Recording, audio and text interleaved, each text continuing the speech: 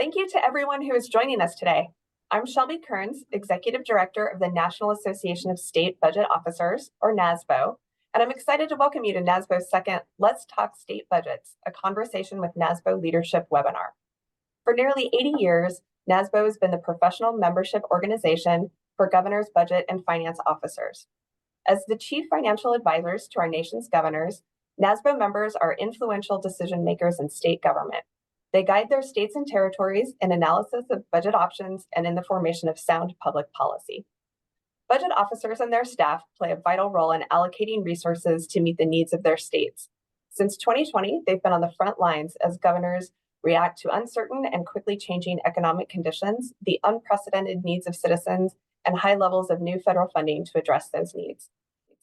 Today, I will be joined by NASBO leadership to provide an on-the-ground perspective of state fiscal conditions, insight into the challenges they face, and a look at the priorities of their governors. But before turning to our panel, we are fortunate to have Emily Mandel from Moody's Analytics to set the stage with a national economic overview. Emily is Assistant Director and focuses on state and local government fiscal issues. She received her master's degree in International and Development Economics from Yale University and her bachelor's degree in Economics and International Studies from Dickinson College. Emily, on behalf of NASBO and all of our webinar participants, thank you for being with us and providing this timely insight into the national economic picture. Oh, happy to be here. Thanks for having me back again this year for this. Let's start with how the economy is faring right now. Yeah, so it's kind of an interesting situation because I feel like if you compare now to a year ago, we're in a bit of a slower growing economy, but at the same time, it feels more stable. Like I feel more comfortable today about it than a year ago. And I think if you think about the positives right now, you can kind of see where that's coming from. We've got unemployment rates still below 4%, which is very tight. We've got hundreds of thousands of jobs being added every month. But most importantly, we've had inflation come down pretty substantially. And that's inflation expectations in check and just getting that labor force remaining strong while having prices not rising nearly as quickly as they were a year ago. That's what we've wanted to see.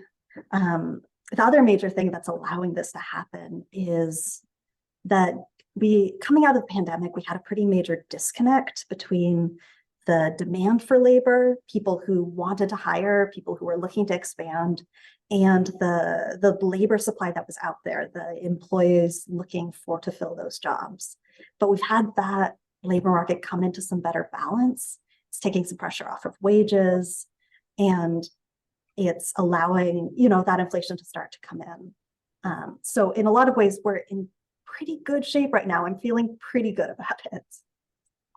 You sound like you're feeling good, but maybe still a little bit cautious. Kind of have that tone in your voice. So as you look ahead to the rest of the year and into 2025, what's the outlook? What's your forecast?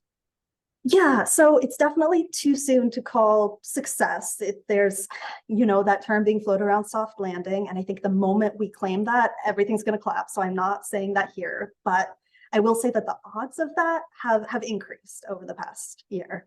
So the outlook is for, somewhat slower growth, slower job gains, slower growth in spending, but still moving in the right direction, still growing. At the same time, we expect inflation to continue to come in. So it's essentially, we're moving in the right direction. We still have a lot of positives coming out of here. We have business investment. It's really strong. We've got some more money from the federal government. I imagine this will come up later in this webinar. That's still flowing through, giving us areas like infrastructure, green energy, semiconductors, just direct, injections of cash still coming into the economy. But at the same time, interest rates are high and they're still putting pressure on things. And while those interest rates remain in that restrictive territory, there are some areas that are, going to remain under pressure, right? Areas like borrowing, both consumers and businesses, it's expensive, it's difficult to get loans right now. That's areas that are going to be, keeping the brakes on things over the next year. So definitely slower growth, but slower growth coming at a time with still receding inflation. And I think that's the key here, is if we can keep that inflation slowing, then we're going to keep on the same track. If that happens while we're not seeing significant layoffs, and that's not in our outlook. I want to specifically ask you about your forecast for inflation and interest rates. As you mentioned, those are still top of mind for everyone. They're still the things that are looming over both governments and consumers. Yeah, and I really think that's key. Like we're coming out of the pandemic, it was super hot. It's coming down, and it's definitely in a more comfortable situation right now, but we're still not back to target, right? We're not back where we need to be with inflation.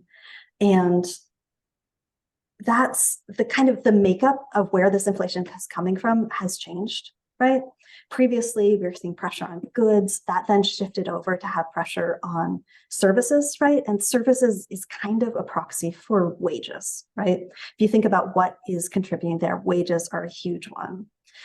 And we've started to see those come in a little, but they're still running a little bit hot in order to, get to that more sustainable equilibrium.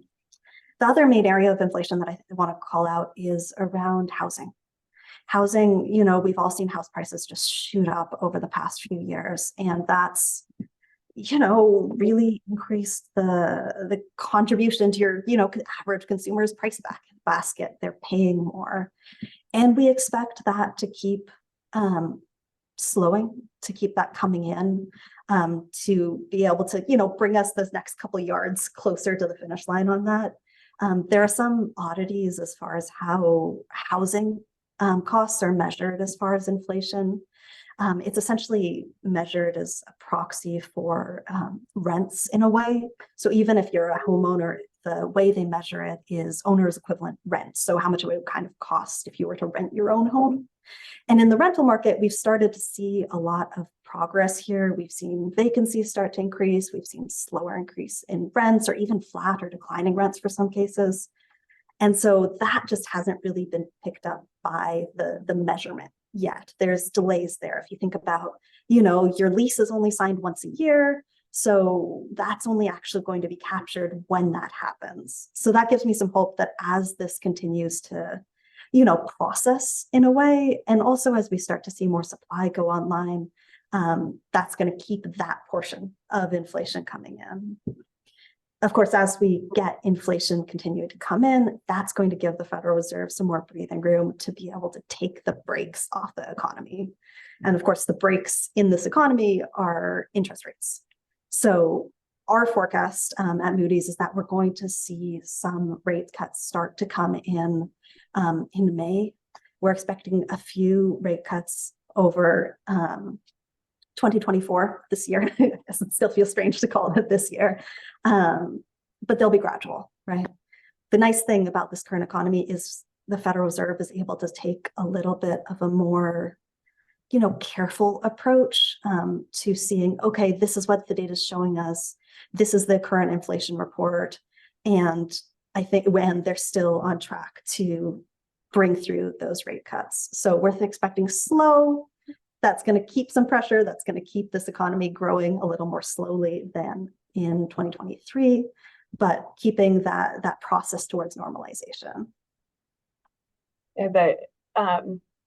Yeah, we kind of started off a little bit talking about how things feel. And so I want to talk a little bit more about that, which is strange, right? We're talking about, we're going to do an economic update, but let's talk about feelings. And one of the places where as state governments, we see this come into play is, when we talk about inflation and interest rates, those do result in higher costs for state governments, but they've also had a positive impact on state revenues. So, states earn higher interest on their deposits, and inflation has a positive impact on the two largest sources of general fund revenue.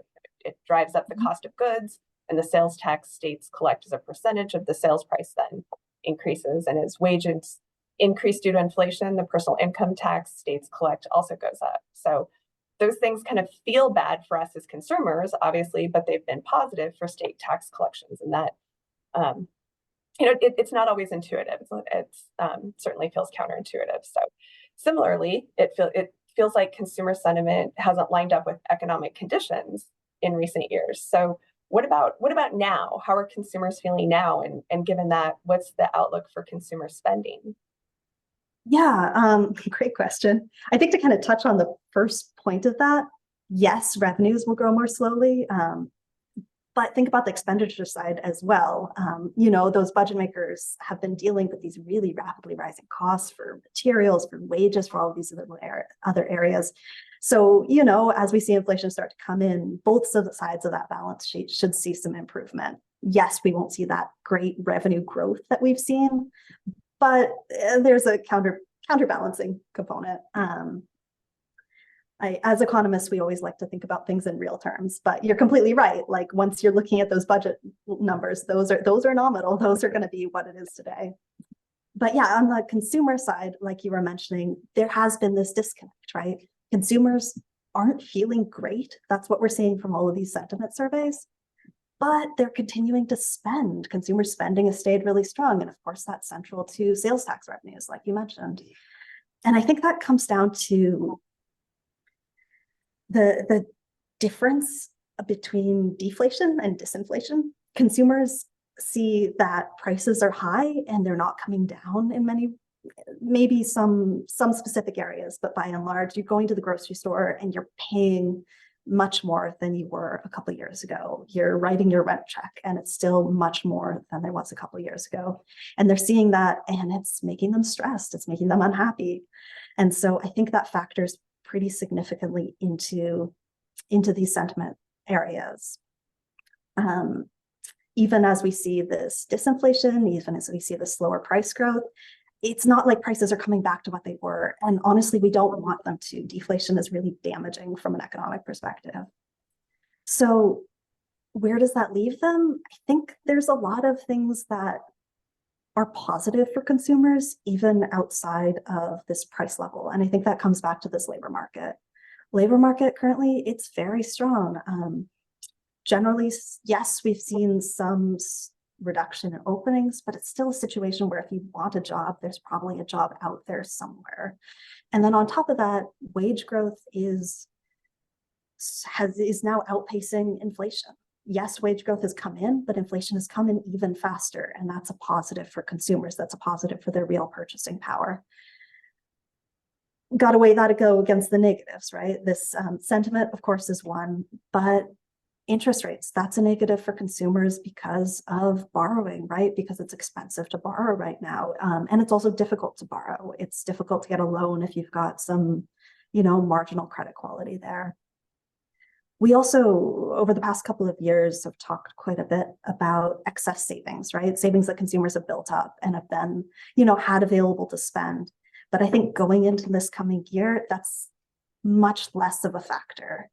And if you think about, okay, these households have had this money sitting in their bank account. They've either spent it down if they've needed to, or else they are probably reclassifying that as savings at this point. This is longer term, maybe my retirement nest egg, but money that's not really tappable in any given year for those day-to-day expenses. So some positives, some negatives, but I think the overall outlook, especially when you factor in just slower price growth overall, is still seeing growth in consumer spending, but much slower than we have over the past couple of years. So it sounds like the overall message is things still look positive and there's growth, but less than we've seen previous years. Things are slowing down and maybe a little bit more normal. Yeah, a little bit more normal. I think that's a good takeaway from this. We're on that path back to normality. And I think that's what all of us want to see here.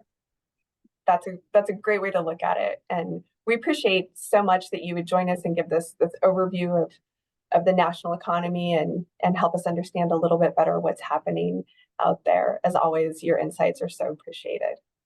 Oh, always great to talk with you. And it's amazing what all of you do over at NASBO. So I'm really happy to be on this webinar with you today. So thank you. Thanks, Emily. Emily, thank you so much for that overview of the national economic outlook. As always, your insights are appreciated. I'm going to turn now to our panel of state budget directors. I'm pleased to introduce NASBO leadership. NASBO President Kim Murnieks of Ohio, NASBO President-elect Dave Thurman of Tennessee, and NASBO Member-At-Large Kristin Walker of North Carolina. NASBO is very fortunate to have Kim, Dave, and Kristin as leaders in the association and in the profession of state budgeting. And I'm particularly grateful to them for making time in their demanding schedules during a particularly hectic time of year to have this conversation with us today. Kim, Dave, Kristin, it's so great to have you with us today. Thank you. I want to first follow up on the economic outlook that we heard from Emily, which was some cautious optimism about the economy and states' fiscal situations and being on that path to normality. That really seems to connect with what NASBO is seeing as well. We, for listeners, we collect fiscal data from states, territories, and the District of Columbia. And the data from our fall fiscal survey of the states, which was released in December, showed general fund revenue growth as essentially flattened. This was, of course, after 2 years in fiscal 21 and 22 of unprecedented state revenue growth that exceeded 16%, and after nearly all states enacted some form of tax relief. So while revenue growth is flattened, revenues for the current fiscal year are roughly 34% ahead of where states were in fiscal 2019. That equates to roughly 6% annual growth in nominal terms, a very healthy growth rate by historical standards.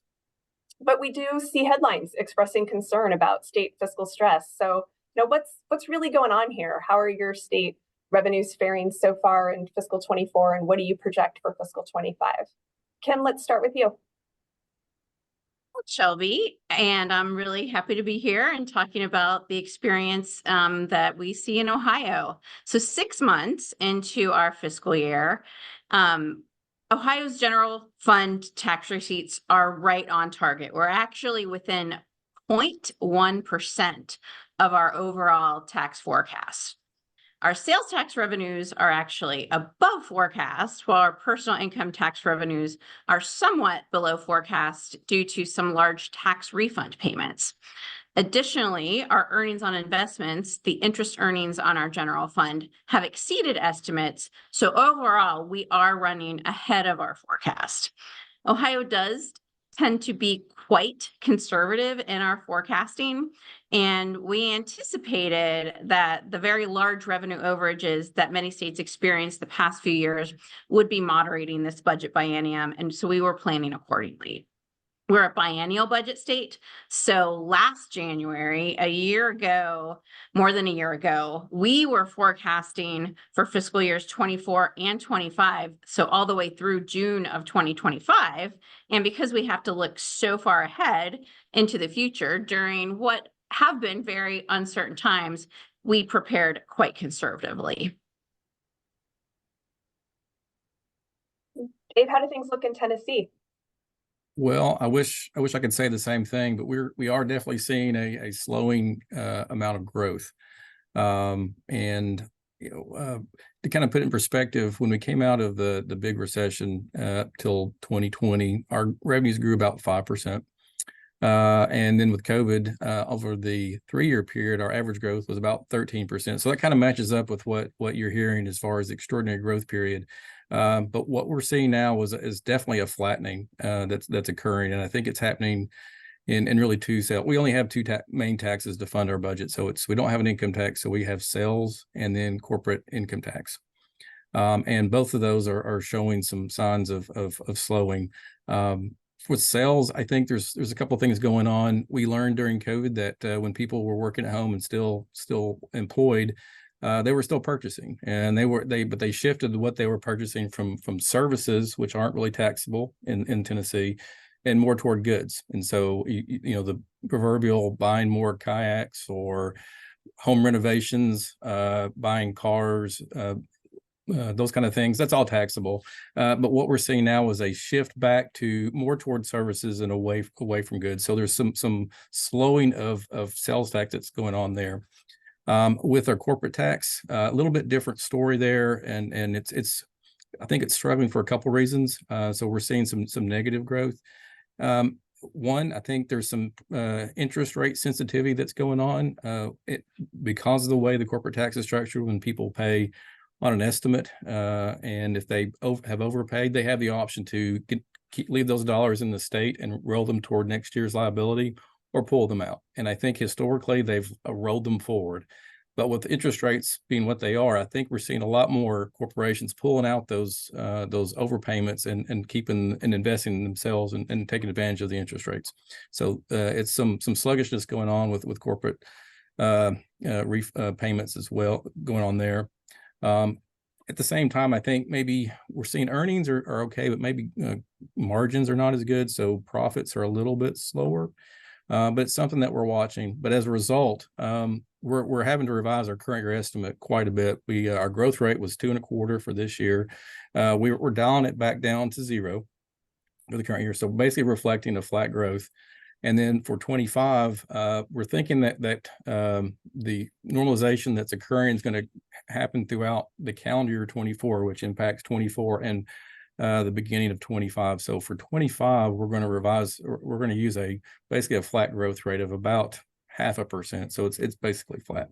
And so we're going to manage that and kind of thinking of this as a reset year to kind of stabilize that change in spending patterns and kind of reset and set ourselves up for a 26 that will allow us to do some things. And how about North Carolina? Thanks, Shelby, and it's great to be here with everybody today. So North Carolina, probably more similar to Ohio. We're tracking really close to forecast right now.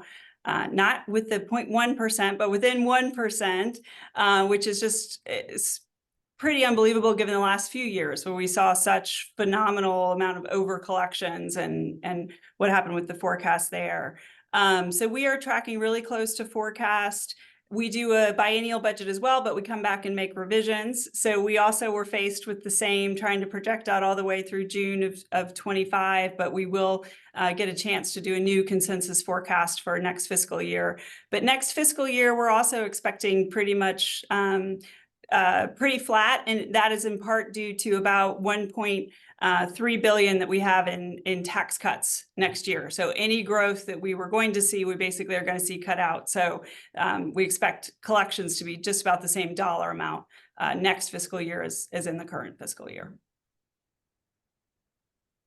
Sounds like there's a lot of policy decisions that have really impacted those revenues as well, and we'll continue to see those things play out over time. But of course, there's also the other side of the ledger with expenditures. So with inflation and all the spending pressures that states have seen, how are your revenues matching up with your projected expenditures? Are you concerned about budget gaps in the short or the long term? Kim? Well, right now, here in Ohio, our expenditures so far this year from our general fund are running below estimate, which is fairly typical. As of the first half of the year, our general fund disbursements were running about 2.8% below estimate. And that's fairly typical. We usually see overall spending coming in below our conservative estimates, and we kind of plan that way accordingly. We also have been able to build record balances in our budget stabilization fund, our rainy day fund. We also created a specific human services reserve fund to help should we need to kind of balance out as we are resuming normalized Medicaid operations. I think that was one of the biggest expenditure uncertainties as we were planning this biennial budget, was kind of that going back to normal Medicaid operations, seeing how the caseloads would kind of balance out and kind of start declining as we were able to resume eligibility determinations. So we created that specific fund should we need to access that. We have not needed to do that. We also have very strong reserves in our emergency purposes fund. That is a more short-term fund that we're able to access fairly immediately should some contingency needs arise. And so we've really been able to create a lot of flexibility.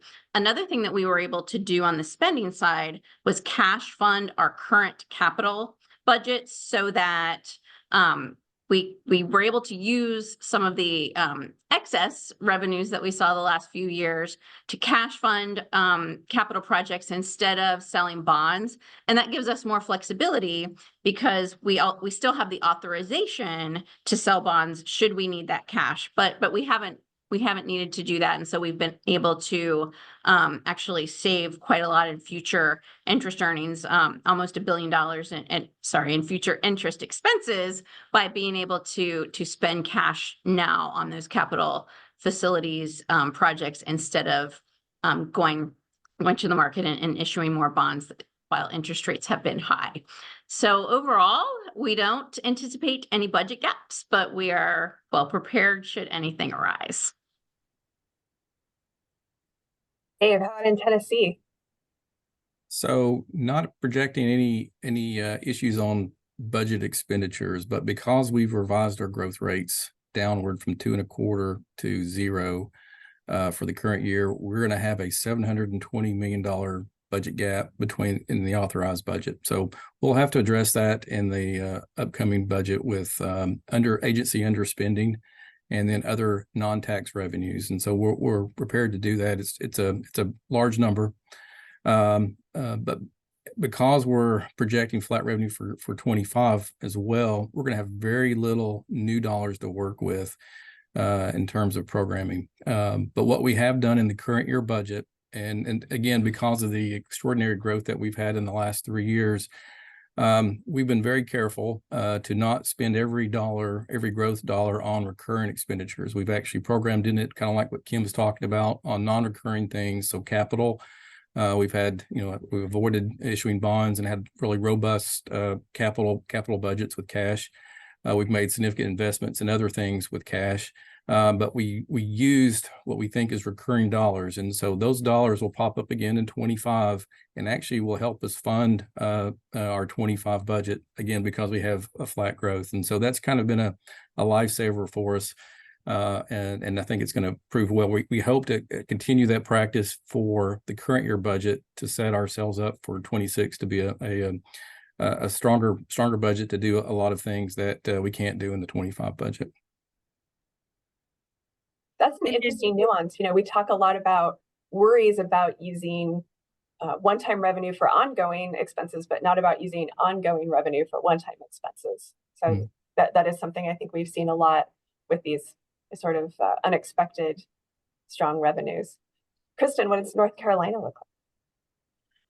Well, actually, kind of similar themes that you heard from Kim and Dave. I think in the short term, our budget, the biennial budget that was passed, we don't have any concerns really about having enough revenue to meet those expenditure needs. We do have some concern as we start to look longer, both with losing some federal funds in the child care and behavioral health space, particularly for us, as well as somewhat in K-12 space. Not unlike other states, we also have a pending K-12 lawsuit. So depending on how that comes down, that's several $billion potentially. And as I mentioned, in last year's Appropriations Act, our General Assembly cut taxes, and they also put in revenue triggers. And so for the next 5 to 7 years, the anticipation is that we are going to collect about the same dollar amount in taxes, because if we hit the triggers, then the rates will go down. And so that is concerning from where we sit, because we're the third fastest growing state in the country. And we're looking at essentially flat revenue for the next 5 to 7 years in total dollars. Now, we have done some of what you heard from Dave, which is use recurring dollars on non-recurring expenditures. And we've also gone to almost a completely cash flowing all of our capital. So we have some good structural stability, but long term, it's going to be interesting to see what happens. It's like there's a lot going on in the long term, and you hit on something. It's that waning of pandemic era federal funding. I want to follow up on that a little bit as we hit that point. Particularly with the coronavirus state and local fiscal recovery funds, where state expenditure of those is waning. What impact has that had, and how are you all planning for the wind down of the funding? Kim? So here in Ohio, we have been laser focused throughout this time on ensuring that we're using one-time resources, both state revenues that came in above forecast and federal pandemic relief and recovery funds, ensuring that all of those one-time resources were allocated to one-time purposes that will have lasting effects and really lasting positive economic outcomes. And so for us, one of the first things we did was utilize the ARPA state fiscal recovery dollars to pay off our state's pandemic-related advancement that received from the federal government for unemployment during the pandemic. So that saved that from being a burden on our state's post-pandemic economic recovery for our employers. We then focused on water projects across the state. We are making a large investment in our Appalachian communities. We funded school safety measures, behavioral health investments, both infrastructure and workforce, and we focused on community violence interventions. And so now all of our ARPA state fiscal recovery dollars are appropriated. They're allocated for all of these specific purposes. And so now our focus is working with our state agency partners, with local partners, to ensure that we are able to expend all of those dollars on those priorities during the timeframes allowable. So it's really project management and focus on delivery now for us. Dave? So with the height of COVID, we used the Coronavirus Relief Fund to focus on economic relief. A lot of it went toward, like as Kim did as well, Unemployment Trust Fund to shore that up, to prevent the burn of the reserves and preserve that, because we didn't know how it was going to track. We also used the dollars for public health response. And then to the extent that we could, we used it to provide healthcare staffing assistance as well. With ARP, a little bit different focus. It's been very helpful to make investments in our infrastructure, our buildings, new health labs, those kinds of things, and a lot of IT systems. Again, trying to focus on non-recurring things, much like Ohio. We've been careful to not create recurring issues to the extent possible, to the extent we can. And then areas that we did program it into some programs, we've also appropriated the state dollars necessary to continue the programs. We set those aside so when the federal dollars go away, we won't have a funding gap and can continue those programs. But that's very limited because we wanted to be careful not to do that. So I really don't expect there to be too many repercussions from the wind down. Just like Kim, I think that the real issue at this point is execution on all those projects, because we're under a deadline to get those done, and that's really where the challenge is. What are you seeing, Kristin?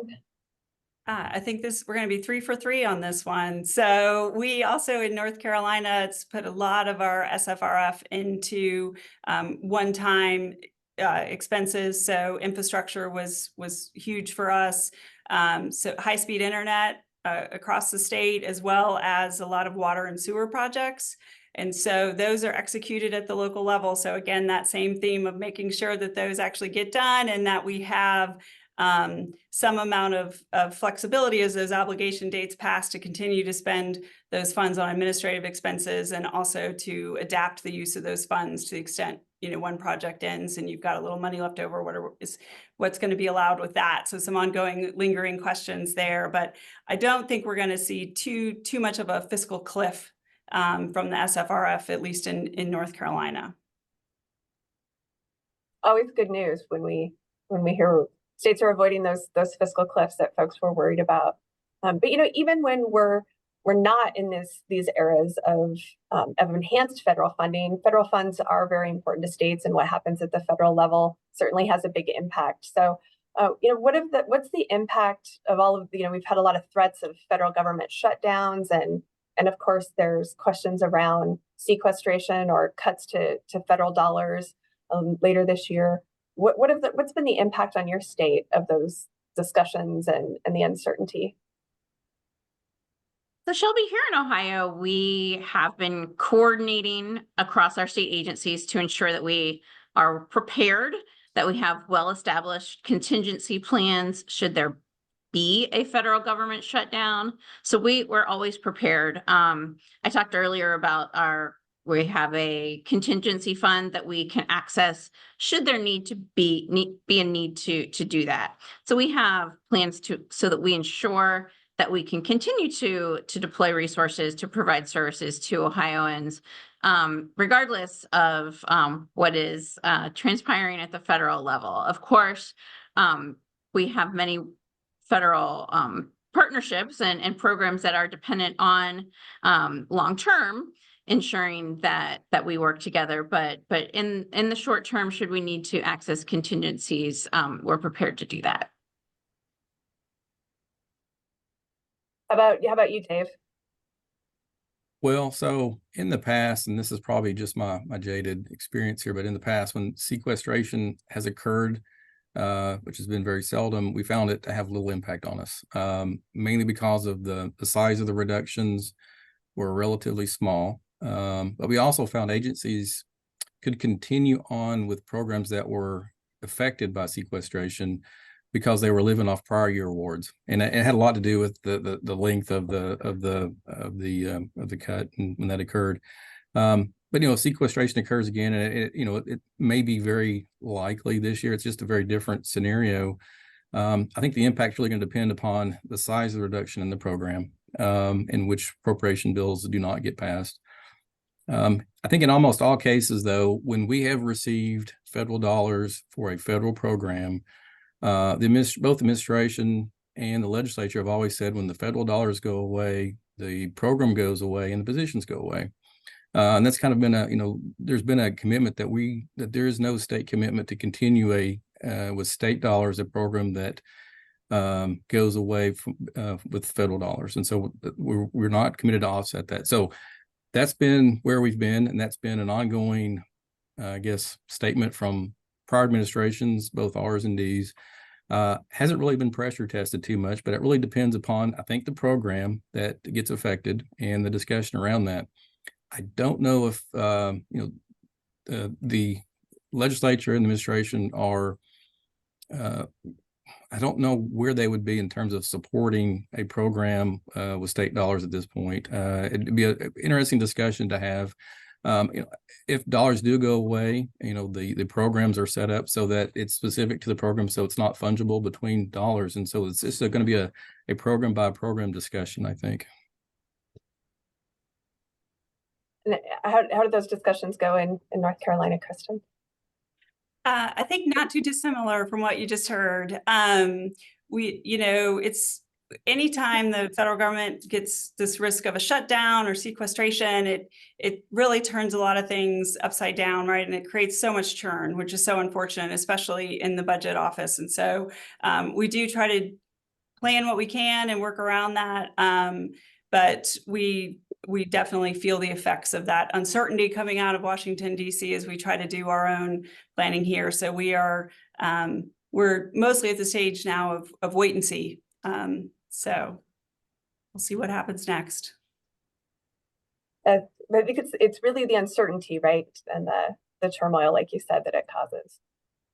You've all mentioned some of the spending pressures that you're facing in your states and some of the issues, but I want to dive just a little bit deeper and ask what the top budget issues are in your state. What are the things that you're seeing and most focused on? Kim? Sure. Here in Ohio, Governor DeWine's budget begins with children at the center. So that's kind of the core of our budget strategy. And that includes K-12 education, where we're kind of in the middle years of the implementation of a new school funding system. We're also focused on the science of reading, and literacy is a foundational part of our K-12 education budget and the governor's focus on children. We also created a new Department of Children and Youth in our budget so that we're bringing together all of the programs from across state agencies that are centered on our youngest children, largely focused on kind of that 0 to 5 key development years, so that we're not disjointed, so that we don't have one agency going one way and another going another. We're bringing all of those efforts together, and hopefully we'll find some economies and efficiencies in that effort as well. So then we kind of starting with children, then we build out to people and our workforce. And that includes commitments made in our budget to higher education affordability and a new Governor's Merit Scholarship. So in this budget, we created a new scholarship program for students from Ohio high schools. If you graduate in the top 5% of your class and you go to an Ohio college or university, you'll receive a $5,000 scholarship each year. And we think that will both reward our top students, but also really drive some of that retention of students so that they choose Ohio. We also are focused on career tech education and computer science education. And so those were all priorities in our budget. And we find that our priorities are very well aligned with the General Assembly and were supported in the final budget. We also have expanded our efforts around building communities. So we call it the H2 Ohio Water Quality Initiative, and it's focused on water quality in Lake Erie, which is one of our great resources. And we're expanding that in this budget to all of our rivers. We know that water is both critical for long-term health, both of our citizens and of our economy. So really continuing to invest in, that's one of the governor's top priorities. We also have funding to address rural roads. We have $125 million in the budget for innovation hubs. We have a $750 million All Ohio Future Fund to create economic development mega sites all across the state. So a lot of focus on economic development, community development, supporting our local governments as they address things like brownfields and demolition of blight, so that we can really make sure that all of our towns and cities and counties are prepared for economic development, which we see coming. We've had a lot of economic development success in the last few years, and we want to keep that momentum going. Thanks. Those are great initiatives and things that we have in Ohio. What are you seeing, Dave? What are the big things happening in Tennessee? Well, I wish I could have a list like Kim's, but I don't think I do. As we talked about our revenue growth being a little bit different, we're going to really think about this year as a resetting. And so this is going to be much more of a very plain looking budget. We'll be able to take care of the have-tos of state government and fund the normal growth of government. So we'll fund normal K-12 funding formula. We'll fund our Medicaid program. We have a lot of contract inflators that I consider have-tos. And then we'll take care of our state employees. After that, we're going to have very little wiggle room to do much else. The governor does have a few priorities that he's going to introduce and invest in. One is centered around statewide school choice program for K-12. Another is a large investment in conservation. And then lastly is a proposal to improve rural health. And other than that, it's going to be a very plain looking budget compared to prior years. Sounds like there's still it's a plain budget, but there's some good stuff in there. There's some good stuff, yeah. Yeah, some very good stuff. What are we seeing in North Carolina? So I think for us, a top focus is going to be education, particularly K-12, but also, as I mentioned earlier, the childcare piece, continuing work around that to get folks back to work and to make sure they have safe and reliable childcare. Also Medicaid. So we expanded Medicaid December 1st. So the most recent state to do that. So that continues to be a focus of trying to get folks enrolled. The way we expanded Medicaid, we have a hospital assessment. So there really shouldn't be any cost to the state to state funds, but of course, Medicaid is always a big budget driver, regardless. So always something that we're going to keep our eye on there. And then, as I mentioned, given the triggers and sort of the flat growth in our existing revenue sources, I'm pretty sure we're going to hear quite a bit about revenue over the next year. We already heard last year talks of casinos and video lottery terminals and other sort of maybe new sources of revenue for us. So I think you'll also be hearing some of that out of North Carolina as well. You know, I think people have this idea in their heads that budgeting is dull, but there is nothing dull about all the things that you all have just talked about. We've also talked a lot about sort of things returning to normal, and that, you know, growth, but modest growth is what Emily has projected. But of course, recessions are always top of mind, and there's certainly a lot of uncertainty and risk out there in the world today. So knowing that's top of mind for you all, what steps have your state taken to prepare for the next downturn, and do you feel like it's enough? Yeah, Shelby, here in Ohio, we have had a long-term strategy on building our economic diversity, and that is helpful and kind of being prepared for downturns. So as a result of that, Ohio's economy is now the number 8 most diverse in the country, and we are one of only 3 states whose industrial diversity has increased and improved every year since 2012. So more than 10 years now, for a decade, this has kind of been our focus. And our total outstanding general fund debt is at the lowest level it's been since 2004. So that also is really helpful as we look towards ensuring that we're resilient. As I mentioned earlier, we have a robust rainy day fund. It stands at $3.7 billion and the highest level in our history. And we also have that additional $1.2 billion human services reserve fund. We have strong contingency funds, and we're really poised to be resilient in the face of any future kind of cycles that arise. We're looking towards planning our next state capital budget, continuing to invest in the future for all Ohioans, but always with an eye towards making sure that we are prepared for whatever shall arise. Always nice to hear those, historically high rainy day fund rates. That certainly add some comfort for whatever may come. Dave, how's recession readiness looking for you? Well, so I didn't think about economic diversity, but that's a really good point. I didn't think about that. It's really good. But I would point out from a financial standpoint and financial planning standpoint, it's the same points I think you're going to hear from all 3 of us is reserves. Reserves are high. I think it's 9.2% of our revenues. If you think about your mortgage against your income, we are at 1.5% our debt service of our revenues. And so we're in a really good position and gives us some flexibility there. Our reserves are higher at 9.9%. Debt levels low.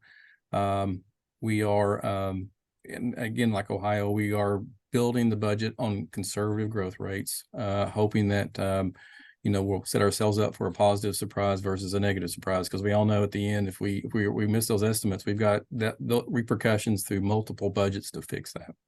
But I think the biggest thing that we've done, and I mentioned earlier, is using recurring dollars on non-recurring dollars. So growing the recurring budget slowly until we're comfortable with where we are in the economy. That gives us flexibility, again, to deal with the uncertainty. And that's proven to be a lifesaver for us for the last couple of years, particularly this year, and hopefully for 25 as well. And Kristin, how does recession readiness look for you?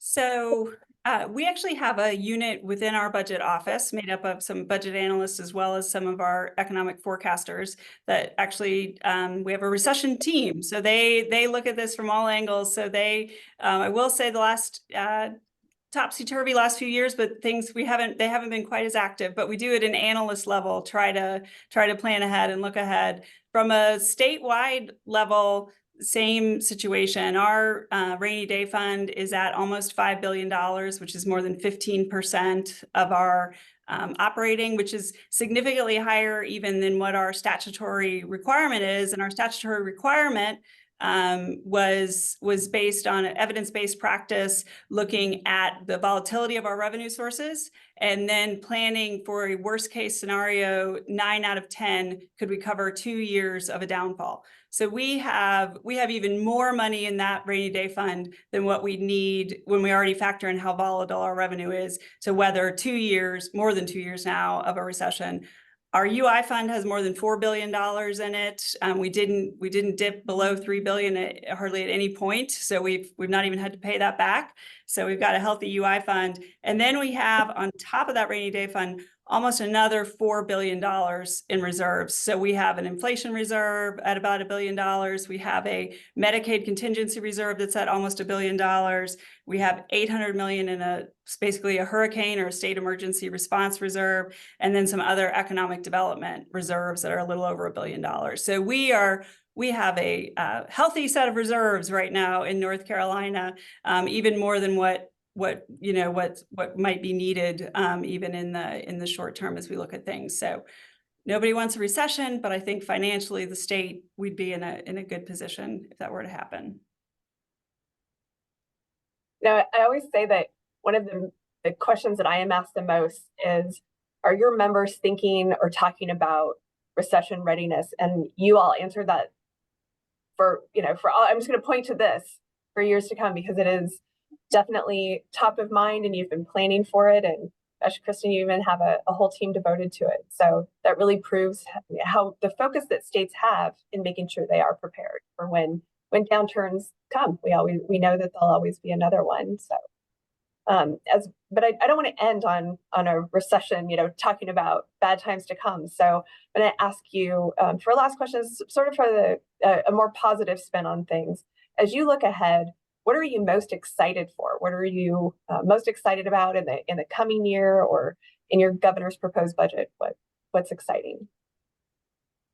Shelby, I think some of the things I've mentioned earlier are some of the things that are most exciting to me. Our investments in economic and community development, the All Ohio Future Fund, which will ensure that we have sites ready for the next Intel. We're really excited about the Intel project that we have here just outside of Columbus that is currently well underway to producing chips. And we are looking forward to the next big opportunity, and we're ready for it. We have had tremendous economic success in the last couple of years, and we right now have more opportunities than we have people to fill the jobs. And so continuing workforce development is another big piece of our agenda.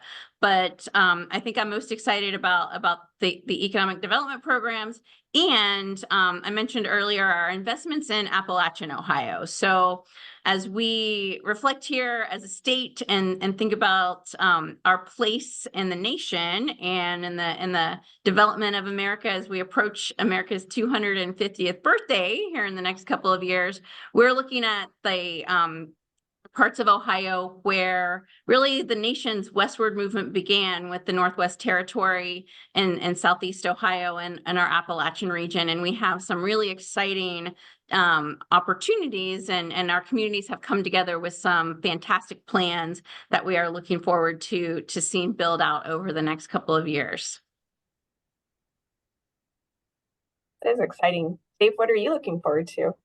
So, I think what I'm looking forward to the most, and it really has to do with the investments we've made prior to today with the additional money that we've had to make extraordinary investments in a lot of different things. So we have the development of Blue Oval City that's coming out of the ground. It's going to start producing the EVs for the EV trucks for Ford. That's going to be really neat to watch.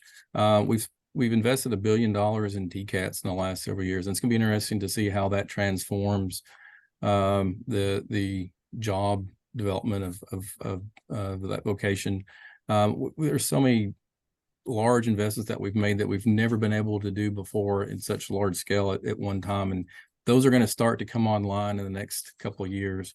So that's going to be really neat to watch.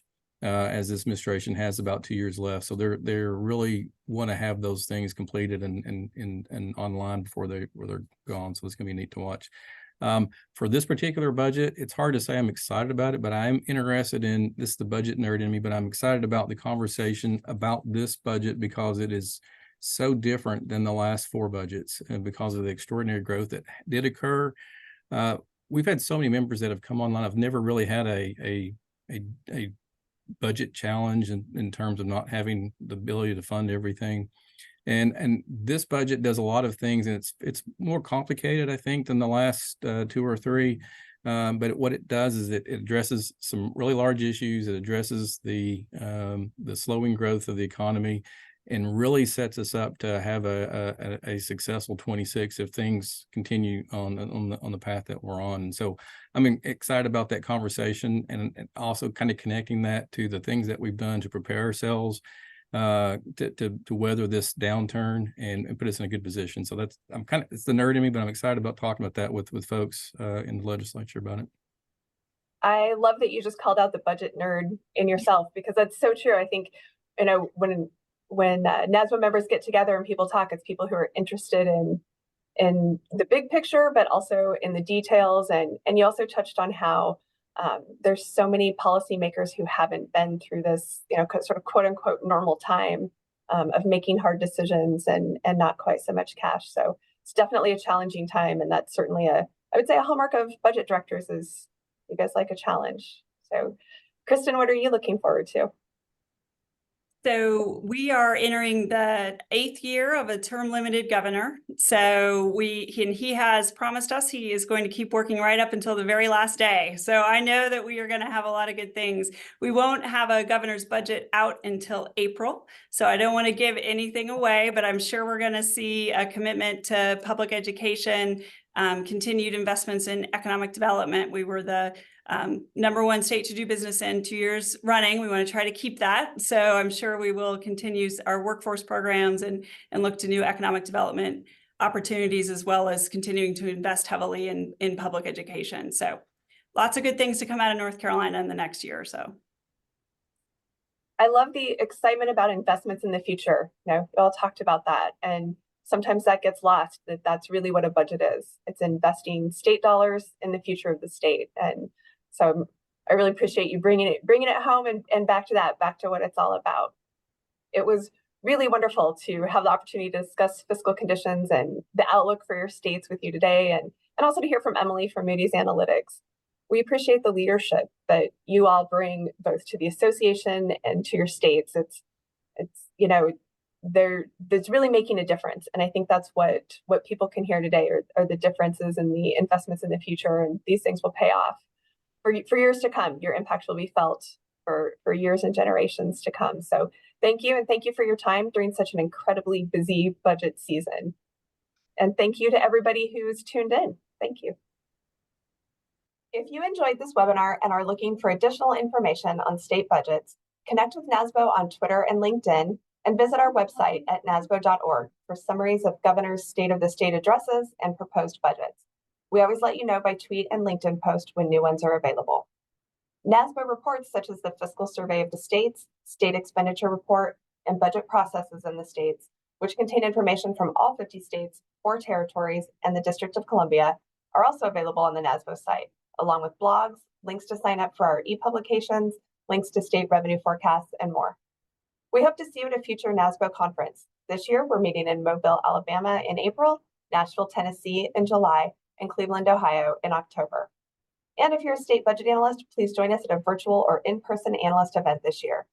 Thanks again to NASBO leadership for sharing with all of us today on the Let's Talk State Budgets webinar, and thanks to you for tuning in.